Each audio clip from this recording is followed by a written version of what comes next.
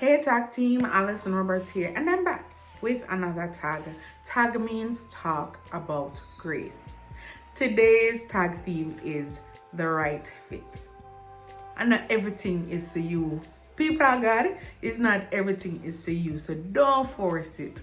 Don't fight it. Not because it fit them mean it's gonna fit you. Trust me, like I cut my hair recently. And yes, I know it's cute. It's cute because I'm cute, right?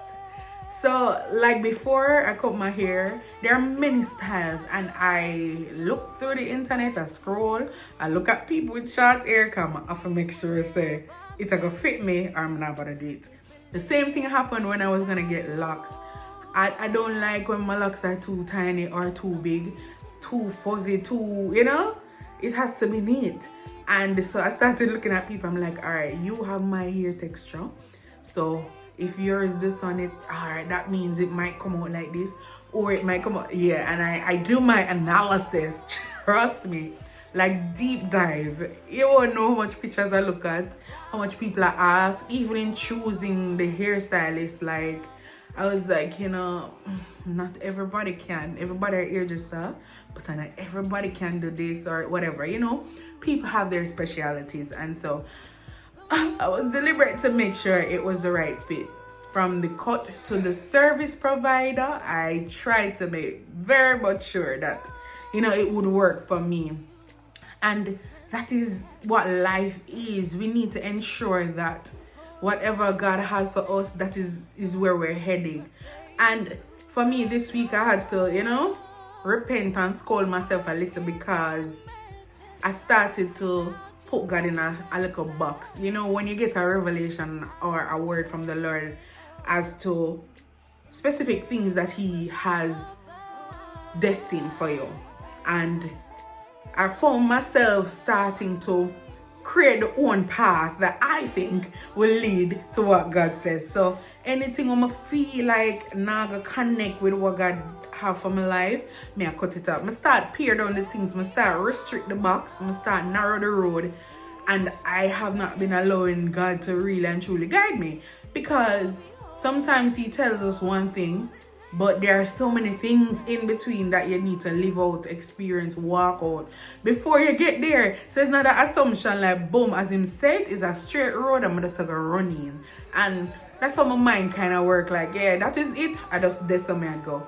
And I realized that I was closing out so many possibilities because I'm trying to fit a whole life into, just one word from God. And there's just so much more in that word. There's so much more for my life leading up to that. And, I think I restricted myself from doing other things that I felt like, no man, this not gonna add up to that. But in reading the stories of the Bible, you see how much David went through before the word of him becoming king came to life. The word of him being king don't match him being in the palace serving Saul, playing the harp to ease the tension from the evil spirit that Saul had. He was in the army, Mabata. Saul had tried to kill him. But remember, God says he was anointed king. That means it a come. Suppose David decides to listen. God says I'm king. Anything that doesn't look like that, me not take it on. But you realize that he learned so many things in the situations that apparently seemed not to have anything to do with him being king. Yeah. So, yes, we know that in the palace, getting in the palace is a good idea for David. But I'm sure if David is anointed king, or I know say probably for me did things so that going to the palace as assistant king, so I can learn the ropes, not as a harp player, a entertainer fee, what I like a sidekick when him call when him, depressed. No, I thought he would be there and say, yes, this is how I operate my kingdom. Take notes, because you're next. It could be that you would reject anything less because, listen, I'm called to be king, and anything less than what is leading me to that I will not do. David learned humility. He learned to serve. And being king, a lot of us think it is, high and mighty, but it is serving the people. And so we have to really and truly look into ourselves and know that more than we can ever ask or think, God is able to do. So yes, he might have given you a word that, okay, this is what you're gonna do, but in the meantime, don't believe that it can only be this way or it can only be that way. If this is what he said, that means it must mean this. I must connect myself.